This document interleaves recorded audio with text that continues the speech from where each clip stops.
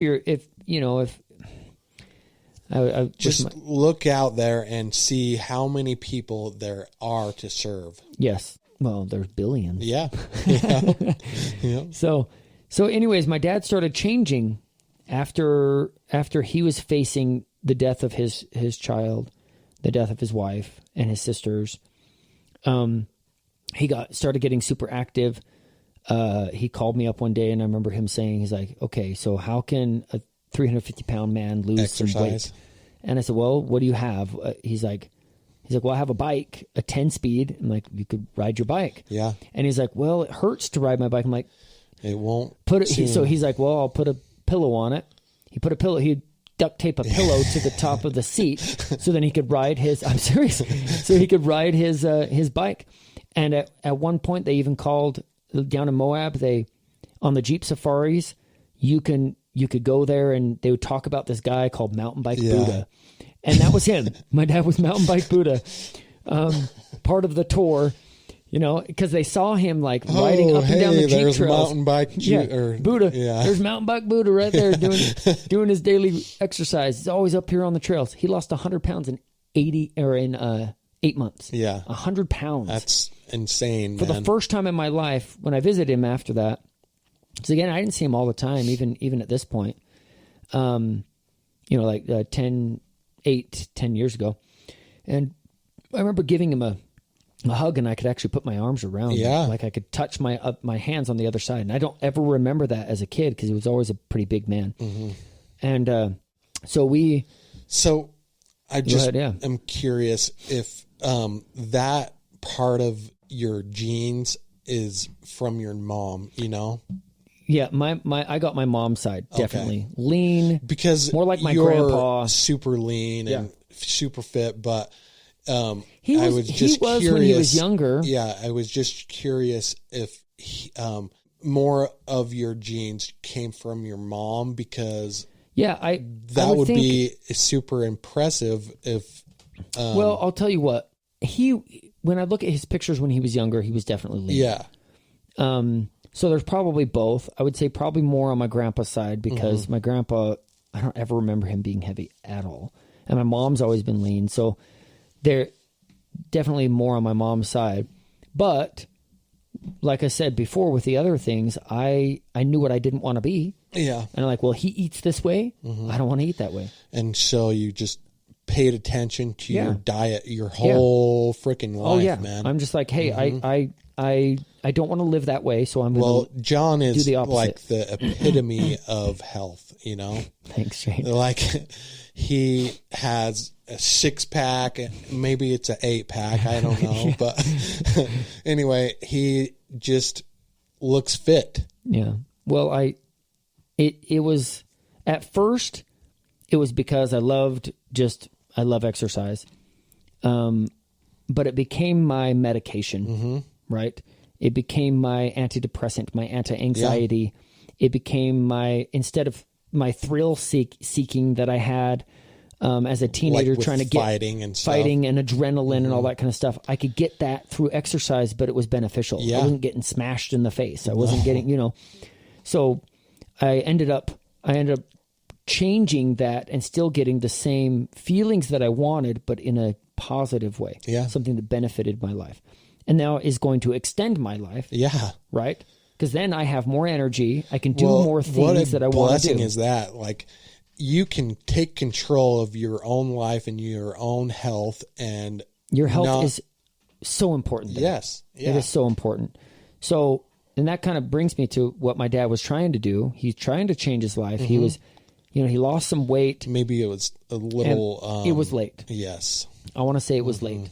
He started serving everybody. At least he changed that. Yeah. I feel like he fully redeemed himself by the time he passed. But so it was June 18th of 2019.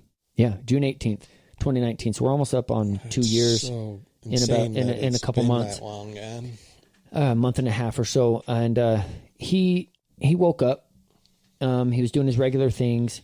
My nephew was there because my sister and her son lived with my dad down in Moab. They lived in Moab again.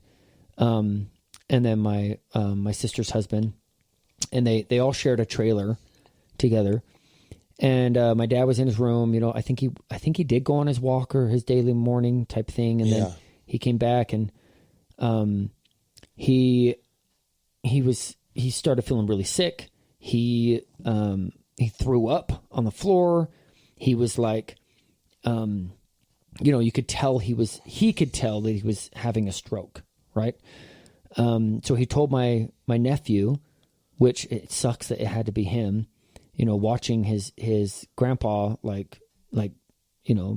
practically die in front of him. And he said, Jacob, this is real. You need to call the ambulance. Get somebody here right now. And, cause my dad had gone through things a lot, and he had diabetes for like 30 years. I imagine Moab has a pretty good hospital. There was a hospital right down the street, literally right down the street. So they were there really fast. They got him. They brought him in, but his brain was hemorrhaging. They needed to release the brain, right? And I get this call. I remember it was in the evening. I was coaching my evening classes. It was a hot day, but it was kind of windy outside. And I remember my sister calling. She was freaking out. She was crying. No, it was earlier in the day. And then my evening classes, she was saying that they're going to have to take him from the hospital they were going to try and life flight him, but it was too windy. The weather was they couldn't life flight him from Moab all the way up to Salt Lake. So instead, they said, it's faster if we just drive and haul ass over to Colorado to Grand Junction. Because Grand Junction's only like another hour and a half or something like that from Moab. But if you go, the speed of an ambulance, then they could get there really fast, right? So they chose to do that because his condition was getting worse and worse. So and they didn't have that's where he died? No. So here's how, it's okay. So they brought him over there, and we knew it was way worse by then. So I said, okay, I'm going down. Yeah. And my brother said he was going to go down. So he was already on his way from Ogden, which is northern Utah. Okay. And then he stopped, got me, we got my sister, and we all drove down. Piled into the car and drove all the way down to Colorado. For your dad, yeah. And by the time we get there, they'd already done some surgeries. They'd already injected him with the drug that helps relieve the brain of its pressure. Oh, okay. And there's a lot of things. If they treat a stroke soon enough, they can manage it pretty good these days. There's some things that they can do really quickly. My grandma had a stroke in the 90s, and she is still living.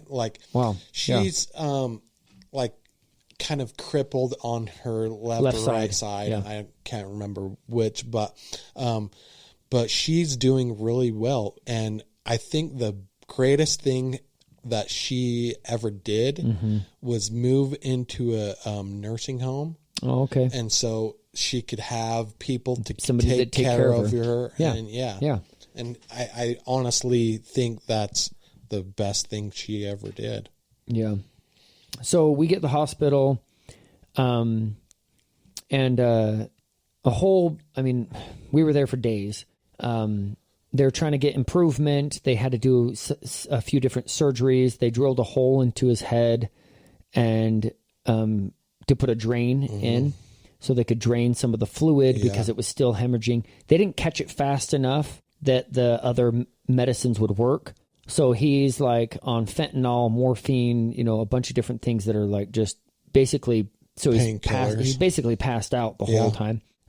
He starts showing improvement. Okay. This was the thing that we thought that he was going to get through this because he started showing improvement. He was having, the other therapists were coming in and having him try to squeeze things. They were trying to get him to say stuff.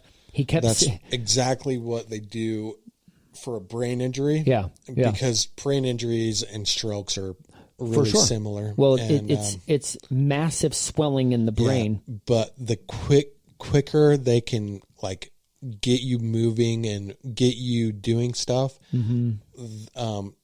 that's always their main goal, you know? Yeah. Yeah. So, that was June. Okay. So June, by the time we reach, so he's there, I was there for a few days at a time, and then I'd come home, then I go back there, and then I come home. And we had to start thinking of like long-term stuff. We're like, okay, they were telling us that he was good enough that he was going to be like, he could get out of this, but he's going to have to learn how to walk again. Yeah. He couldn't talk. They had to put in a tracheotomy or a tracheostomy, in his neck, which basically they take out the breathing tubes. When you take out the breathing tubes, you understand that people, when they're giving artificial oxygen and then they go to breathe on their own, it's really tough. Yeah. Especially if it's already been days, right? So they tried this a couple times and it wasn't working very well, him off the oxygen. So they decided they were going to put in a tracheostomy, a hole in his neck, and have a tube there. Assisted breathing, yeah. Yeah, to go down into his lungs. And so they put one in. It's a small one. And I know that he really didn't want that because, like I said, he was his whole life was at that time like talking to a lot of people. Yeah. He was a part of 8 different like religious groups that conversations and philosophy was like huge for him. So that I'm sure weighed on his mind a ton. And he was able to say some things. We had prayers, we had blessings, we had all sorts of things in there. We had people from his different church groups show up and do different prayers.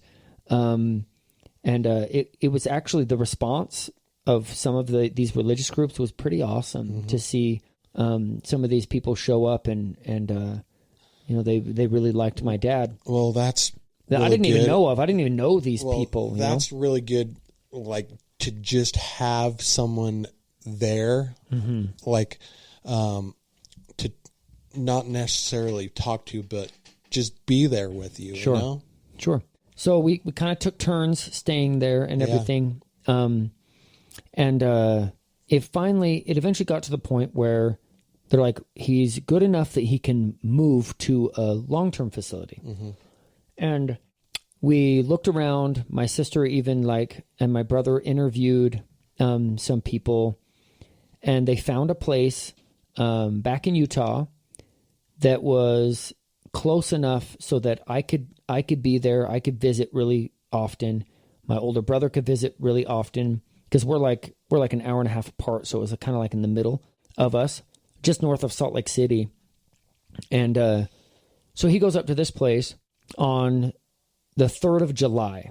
So he'd been in the hospital for a couple weeks. Okay. They fly helicopter up to this place. In Salt Lake. North of Salt Lake. And so he's there. I go and visit immediately, of course. And I brought my kids and everything, and this was the morning of the 4th of July. So my kids are all 4th of July up and we're and everything, and he's doing good.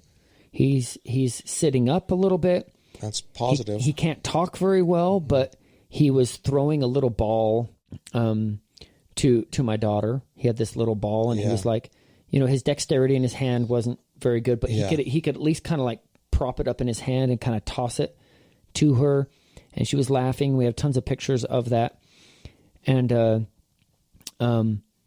you could see some of his goofiness, that part he didn't lose. Like that was there. That's brother. What my sister was worried about. You remember? Yeah.